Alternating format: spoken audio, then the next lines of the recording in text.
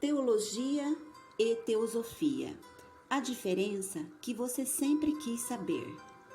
Teologia, do grego theos, significa Deus. Logia, estudo. Estudo de Deus, estudo do divino. Teosofia, do grego theos, Deus, sofia, sabedoria. Sabedoria de Deus, sabedoria divina. A teologia, como conhecemos hoje, século XXI, tem um status acadêmico, reconhecido, curso de nível superior, possível de progressão a mestrado e doutorado, caminha pelas universidades. Antigamente, era restrita ao seminário teológico, em igrejas, para formação de padres ou formação de pastores. Era um conhecimento para poucas pessoas.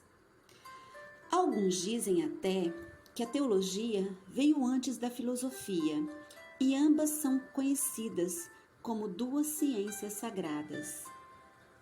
Enquanto a filosofia se ocupava dos fundamentos do conhecimento, dando origem a outras ciências que conhecemos como hoje, a teologia investigava o divino, a cosmologia, origem do universo, o surgimento do homem. A existência ou não de Deus foi uma questão que movimentou muito o pensamento de filósofos desde a antiguidade. Sob o domínio da Igreja Católica Apostólica Romana, o ensino teológico possui três pilares: a Bíblia, como revelação divina, a sagrada tradição oral, que são os ensinamentos orais que vieram dos apóstolos, e o magistério da Igreja Católica, que ensina a autoridade da Igreja e que deve ser obedecido por todos. A teologia de uma época reflete como uma sociedade expressa a sua espiritualidade. Assim, temos movimentos teológicos que marcam épocas, que marcam gerações. Teologia feminista, teologia negra, teologia da libertação, teologia ecofeminista e muitas outras. E a teosofia, ou a sabedoria divina? Bem, essa também se originou na filosofia. Este termo, teosofia, foi usado pela primeira vez pelos neoplatônicos do século III e se referia a uma interpretação de acontecimentos do mundo exterior, sendo uma correspondência de experiências da alma humana. Então, uma relação mundo exterior-alma humana. A teosofia possui uma perspectiva diferente, ampla, considerando os poderes ocultos, não aparentes, do ser humano, buscando a verdade dentro do próprio homem, em oposição aos ensinamentos da Igreja Católica e de outras religiões ocidentais, que sempre apontavam para um Deus fora do homem. Um modo de pensar bem estranho, mas altamente praticado na parte oriental do mundo há muito e muito tempo atrás. As teorias que fundamentam a teosofia são inclusivas, abertas, abarcam livros sagrados antigos, até então restritos a poucos escolhidos para obter tal conhecimento, que eram chamados iniciados, pessoas escolhidas por mestres que viam neles potencial para o aprendizado espiritual, ou até a própria pessoa que se sentia inspirada e com o desejo de ir para o aprendizado espiritual. Daí, a teosofia ser considerado um ramo da filosofia hermética. Por quê?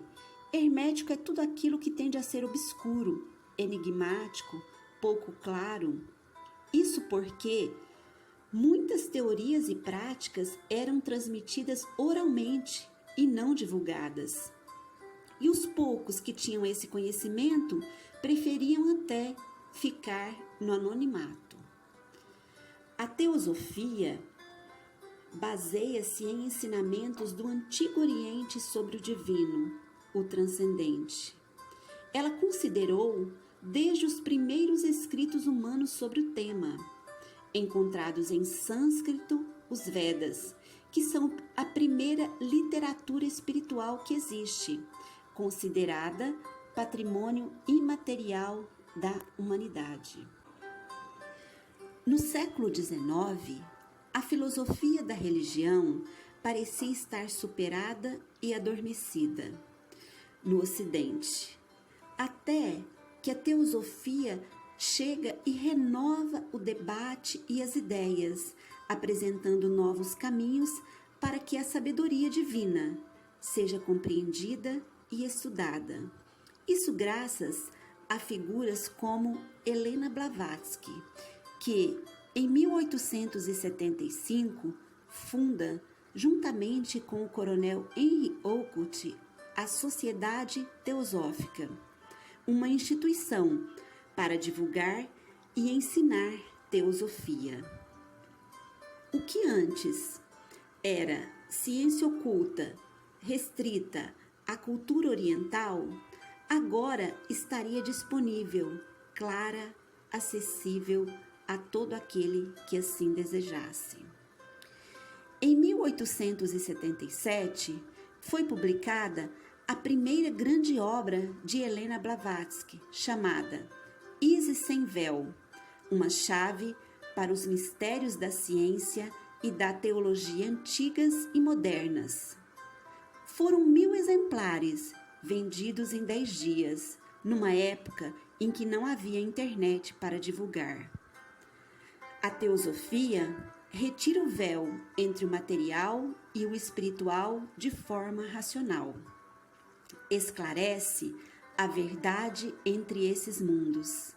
Traz as contribuições mais importantes para a literatura da moderna ciência do espírito e é digna de atenção de todo estudioso desse campo. Importante destacar que o contexto histórico em que surge a Sociedade Teosófica e as obras por ela publicadas no século XIX, existia um clima no meio científico de não aceitação para qualquer manifestação sobrenatural, para qualquer tipo de revelação divina, canalização, mediunidade, nem mesmo conhecimentos ancestrais do Antigo Oriente, tão úteis para o caminho, eram suportados.